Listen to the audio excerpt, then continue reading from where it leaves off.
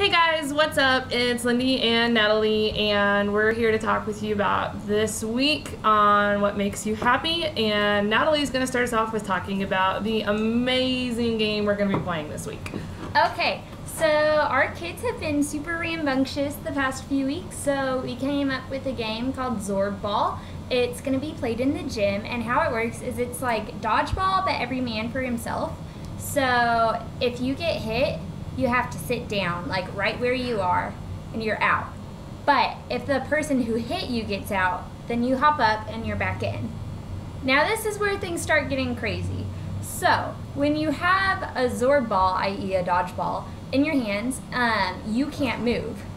So if you point at a person who's out, I'm out, and you throw it to them and say, Zorb me, you have to, they catch it, and then I can like run to my new spot, and then I shout Zorb me, and they throw it back at me, and then I can get someone else out. So no moving when you have the ball in your hands. None.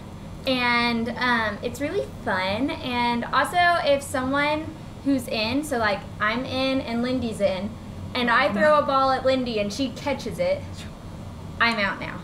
We're out. Regular dodgeball rules. Yes. Yes. And we don't let any alliances happen because that just gets very political, and we don't need to be political in the game of dodgeball. It's especially when it's every man for himself. Yeah. Zorbball is too cool for that. So Yeah. watch like Reese and Eli and the boys, because they'll probably start getting really intelligent about knocking everybody else out. Also, it gets really confusing because if you don't see who gets you out, then you don't know when you're going to get back in. So if it looks like a lot of people are just getting out, then you can feel free to say like everybody back in, and they keep running around. Because I know that I frequently get confused about that when I'm playing this. Just pop back up and have fun. Just pop back up. It's a lot of fun. Gotta love it. This game will probably not have a real ending until Natalie and I decide everyone's getting exhausted. Yeah. So just plan on it being like a continual balls flying everywhere, kids popping up everywhere, and just try to keep the boys from cheating and help the girls to have a fun time. But it should be pretty fun because nobody can really run around. They have to stop and hit someone. Yeah. But people are constantly popping up. And it's straight up chaos, but it's so much fun. Yes. So. We're so excited. Yay, it's our ball. And that's going to happen, of course, because that would be totally crazy to do that in the worship center. I'm pointing that way because it's that way right now. You guys you're like, what? There's no sense of direction here. We're going to be doing it in the gym because the gym is way cooler and has a lot more space, and we need to burn all that energy like Natalie said. So we're going to get the kids all upstairs and then take them downstairs to the gym for that. Again, pointing directions mean nothing to you. And then we'll take them back upstairs. We'll do breakaway groups like we've always done.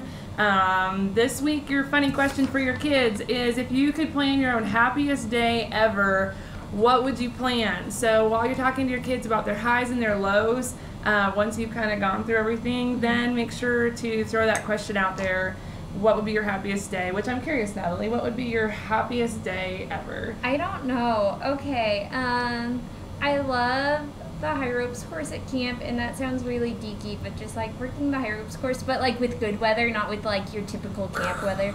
Or rain, that'd be bad. Yeah, that would not good. No, that's not allowed. So like 75 degrees, slightly cloudy, working high ropes with your friends. Camp life. Gotta That's where love it's it. at. Yep, happiest day ever. So help your kids think about what is their happiest day ever. I'm really curious to hear what people are going to say afterwards. Same. So please remember those, whatever those kids say, because I want to know. Then after your groups are done, we'll round you up for the talk. Andrew is speaking this week, and he will be talking about our bottom line this week is that we want kids to think not just about their happiness now in the moment, but also in the future, and how what the decisions they make now in their lives will affect them in the future, because we all know in junior high and high school that we want to make choices that make us happy now, and so we make a lot of choices that affect us now but then are actually negative for us in the future. And we want our junior hires to be thinking about that those friend choices and those choices about how they act toward their parents and their school choices, and their just choices about life in general, that those things will affect their happiness, not just in the current moment, but will affect who they are in the future. And so Andrew's going to talk about that. Then we're going to go to small groups for us to spend time together. So make sure you come to the leader meeting early so that you're able to sit down. We can talk to you about your time in small groups, because that's pretty much what we're going to be talking about. So again, that's our line, is just remembering that happiness now and later is important when it comes to following Jesus. So Natalie, any final thoughts on what comes to your brain when we talk about that? For me, it's just like, I think a lot of like instant gratification, and how like it's so easy for like myself included to think like, oh, this is gonna have a reward now, but like forget that like later down the line, like that could affect me, and it could affect those around me, and like I wasn't even thinking about it because I was just thinking about that instant gratification. So I think that's definitely something to toss out with them. So yes, so we're really excited about seeing you guys on Sunday. This is the last week of our What Makes You Happy series. So again, just really take this seriously with your kids. Take some time to talk with them about what makes them happy, because following God, obeying Him will always make us happy in life if we follow the right things. And we're really excited to talk with your kids about that. So we'll see you Sunday.